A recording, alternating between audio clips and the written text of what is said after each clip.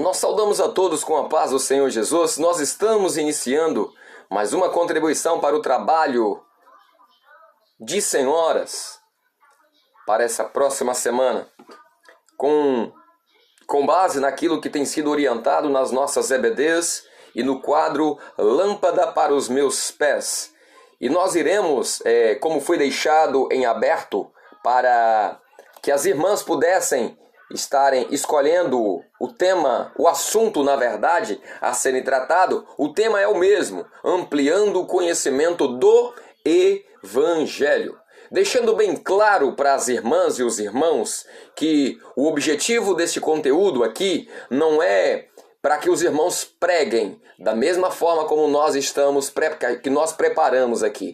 É para que os irmãos tenham uma base e saiba por que nós estamos estudando e por que nós estamos levando este conhecimento aos ouvidos da igreja. Lembrando que os textos serem mencionados aqui não é os textos quais as irmãs irão pregar. É só para que haja uma compreensão. Porque se você compreende, se você aprende, fica mais fácil para você poder ensinar aqueles que vai estar reunidos neste culto e o nome do Senhor vai ser grandemente glorificado. No quadro Lâmpada para os Meus Pés deixou em aberto. Isso é muito bom, porque cada igreja pode trabalhar uma necessidade local e trabalhar dentro do assunto para que possamos ampliar o conhecimento do Evangelho de Cristo, que não tem nada a ver com religião. Eu vou fazer duas abordagens. A primeira vai ser qual a função profética do homem no contexto do milagre das bodas em Caná. Precisamos deixar isso bem esclarecido. A igreja ela precisa entender qual é o papel dela neste momento. Qual é a sua função? Qual é a sua responsabilidade? Qual a sua obrigação para com o reino? Mas por que obrigação? Porque a partir do momento que nós aceitamos o chamado, nós precisamos estarmos dentro de uma linha profética da palavra de Deus. E isso nos constrange. O José de Arimateia, ele não levou a cruz, ele não se ofereceu. A Bíblia diz que ele foi constrangido. Constranger é quando fazemos algo que não queremos, mas nós fazemos por aquela pessoa, porque aquela pessoa representa algo de bom, porque aquela pessoa representa uma pessoa de bem, ou você tem um carinho especial por ela. Então ele colocou sobre a cruz a sua vergonha, engoliu o seu orgulho e ele levou aquela cruz até o determinado lugar que deveria levar. Então para nós também não é diferente. O texto qual nós iremos ler que confirma isso, aqui as talhas tipificando a vida do homem, mostra que nós éramos vazias, embora tinha que ter um ritual, era um ritual judaico ali. A purificação, enchia-se as talhas de água, para que naquela cerimônia, naquele culto, eles pudessem se lavar. A Bíblia diz que estava vazia. E o Senhor manda encher. A Bíblia diz que nós não tínhamos direito na salvação. O Senhor ele veio para Israel. Aí ele chega aqui agora e se depara com Israel que estava esquecendo os ensinamentos antigos, que estavam abandonando a sã doutrina, os ensinamentos que foi dado desde o início, que o Senhor mandou que fosse perpétuo no vosso meio, que seja para sempre este ensinamento. Aí o Senhor Jesus encontra um Israel dessa forma, aonde as suas talhas, nas suas cerimônias, não estava mais cheia, mas sim vazias. Eles não achavam mais necessário se purificar. Eles não achavam mais necessário lavar os pés e lavar as mãos. Não. Agora, não precisa mais clamor pelo sangue. Não, agora não precisa mais obra como corpo. Não, eu não gosto da escola bíblica dominical porque fica muito assim, fica muito assado. Então comece a abandonar. Comece a esvaziar a sua talha.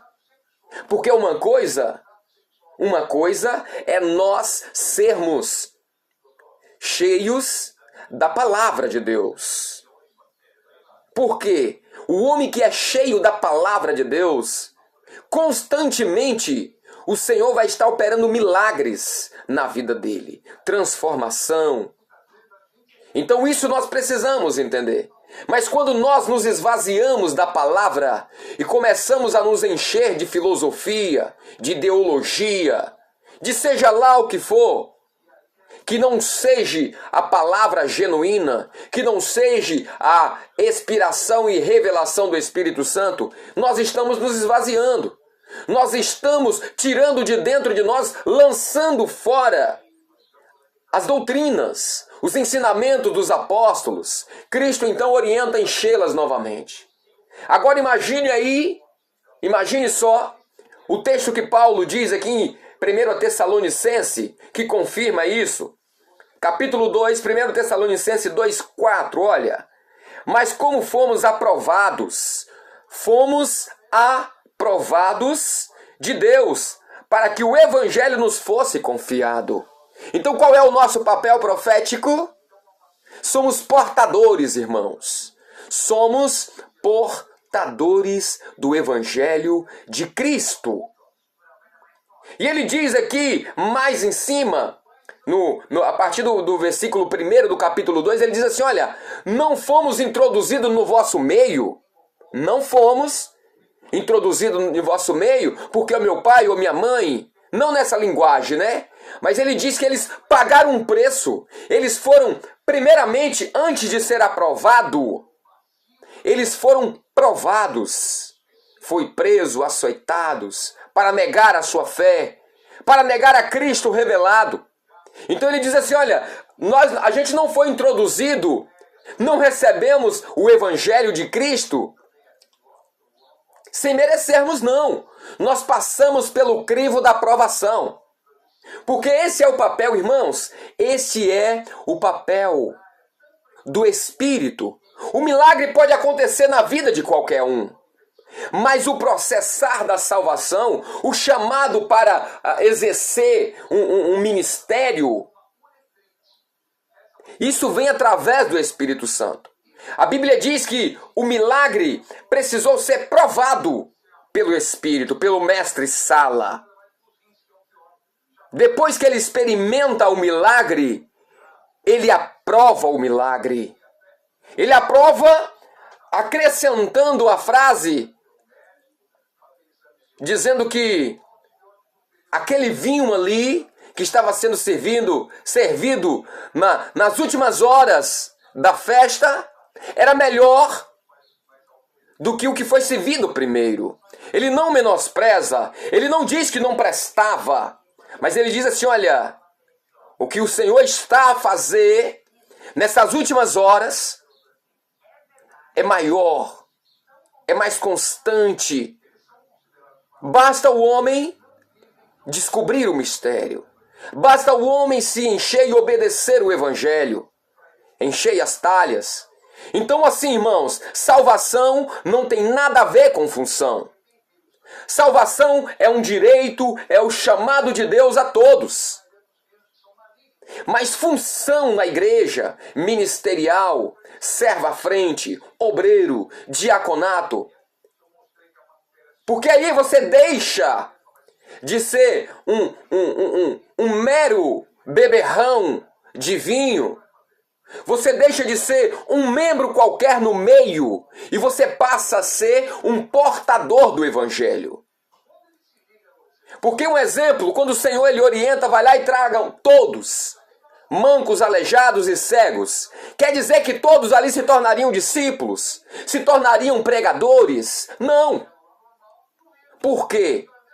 Para se tornar um portador, que esse é o papel profético do homem sobre a terra hoje, nós primeiro precisamos ser provados. O Espírito Santo ele vai nos provar, ele vai nos testar, para depois ele dizer que nós estamos aprovados. Trazemos nas nossas costas os açoites da vida, trazemos sobre os nossos lombos, trazemos sobre nossa pele em Cantares de Salomão, irmãos. em Cantares de Salomão, é algo extraordinário.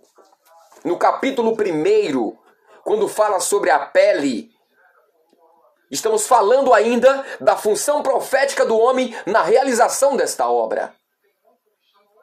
Qual a função dele? Qual é o papel dele? Diz assim, Cântico dos Cânticos, que é de Salomão.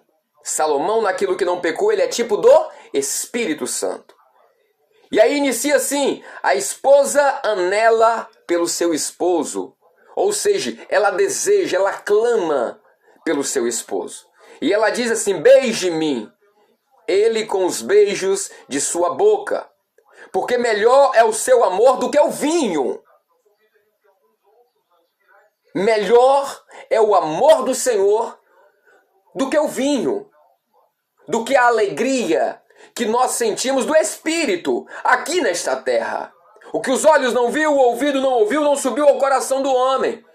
É muito bom, irmãos, subirmos no púlpito e Deus nos usar. É muito bom participar das operações aqui nesta terra, das glórias que o Evangelho nos concede. De subir no púlpito e ver Deus falar tremendamente, operar, curar e libertar. Mas ela deixa bem claro que melhor é o falar da boca, o beije-me com os beijos de sua boca, é fala-me com aquilo que é da eternidade. A boca fala do falar. Ela quer que o amado de sua alma fale com a sua boca, se revele para que ela não seja enganada. Porque melhor é o seu amor. Esse amor aqui está falando daquele amor eterno. E a gente sabe que aqui nessa terra nada é eterno. Eterno é tudo que está na eternidade. Então quando ela fala que melhor é o seu amor do que o vinho, ela está falando de uma operação na obra criadora e do amor que é da obra redentora. É aquilo que vai ser consumado nas nuvens. Para cheirar são bons os teus ungüentos. O testemunho, o bom cheiro de Cristo. Este é o papel profético do homem, irmãos. Este é o papel profético da igreja. É testemunhar, é exalar o bom cheiro de Cristo. É ouvir aquilo que sai da boca do amado da nossa alma. É amar mais o amor do Senhor do que o vinho. Do que as alegrias aqui nesta terra, do que as glórias que o Evangelho pode nos conceder momentaneamente. Continuando, versículo 4, leva-me, tu, e corremos após ti, ó Rei, me introduza na sua câmara, em ti nos regozijaremos, e nos alegremos. Aqui fala da tirada da igreja. Ela fala de lugares aqui que não existe na terra, somente na eternidade. O versículo 6, irmãos, fala exatamente do momento atual e profético o qual nós estamos vivendo. O versículo 6 diz assim, não olheis para a pigmentação da minha pele. Não olheis por eu ser morena. Ela diz, por eu ser de cor. E ela justifica o porquê dela ser morena. Porque esse moreno aqui não é causado por mistura de raça. Esse moreno aqui, ela diz, ela se justifica. E ela diz assim, os filhos de minha mãe,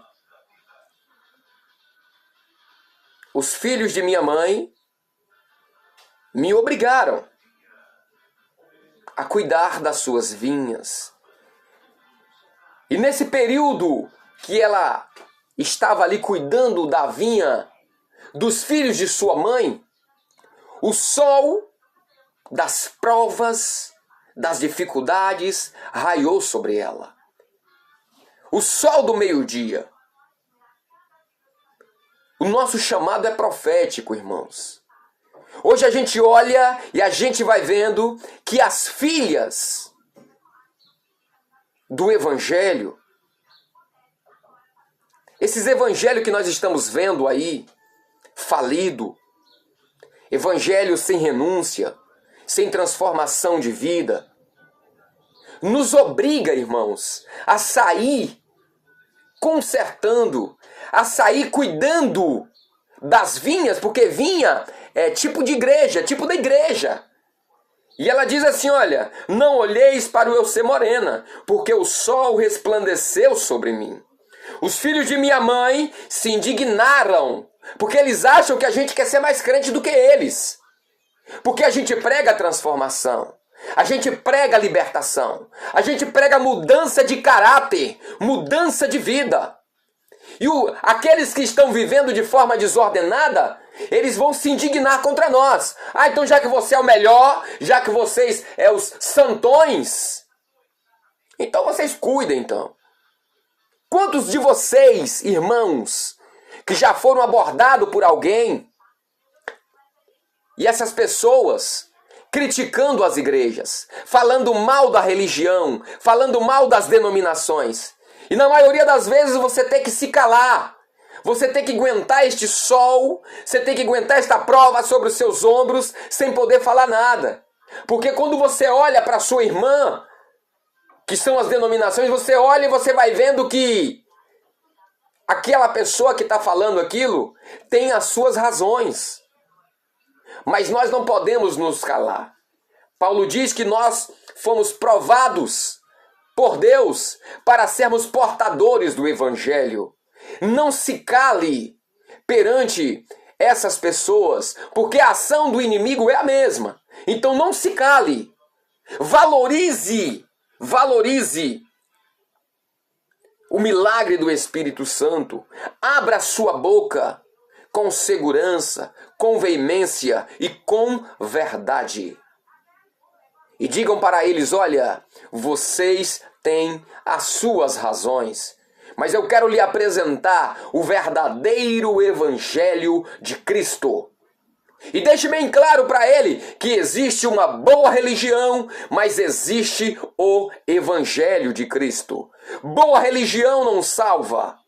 É por isso que qualquer um na religião pode ser portador de religiosidade. Mas o Evangelho de Cristo não é qualquer um que pode ser portador do Evangelho. Segundo o ensinamento de Paulo, precisa primeiro ser provado, para depois ser aprovado. Não basta só ter função, não. Precisa ter Evangelho de Cristo.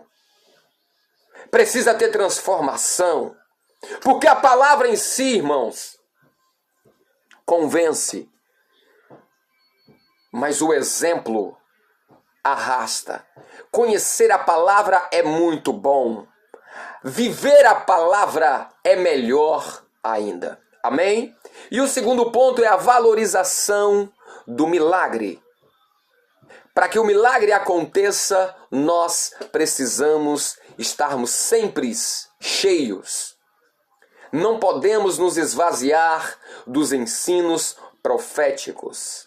Em Cantares de Salomão, lendo mais embaixo, os irmãos vão verem. Qual era a preocupação dela aqui? Era saber aonde o amado apacentava o seu rebanho. Aonde o Senhor concede paz ao seu povo, Senhor. É lá que eu quero estar. Aonde o Senhor guarda o seu rebanho ao meio-dia. Porque é aí, nesta sombra, que eu quero estar. Senhor, diga-me, e eu sairei ao seu encontro. E o Senhor vira e diz assim, se tu não sabes, ó mais amada, olha a paciência que o Senhor tem conosco, ó mais amada entre as mulheres. Deixando claro, irmãos, que existe igreja fiel, portadora do Evangelho de Cristo, e existe igreja infiel. Igrejas que somente portam a religião que é extraída da Bíblia de forma histórica.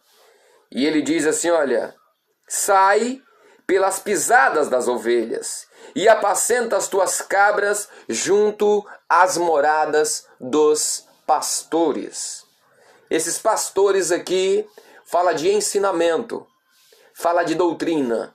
Enquanto na maioria das vezes nós estamos aqui criticando, falando, reclamando das EBDs, disso e daquilo outro, nós estamos abandonando os ensinamentos dos nossos pastores. A Bíblia diz que nós não podemos abandonar aquilo que nos ensinou os nossos pastores. Nós não podemos remover os marcos antigos.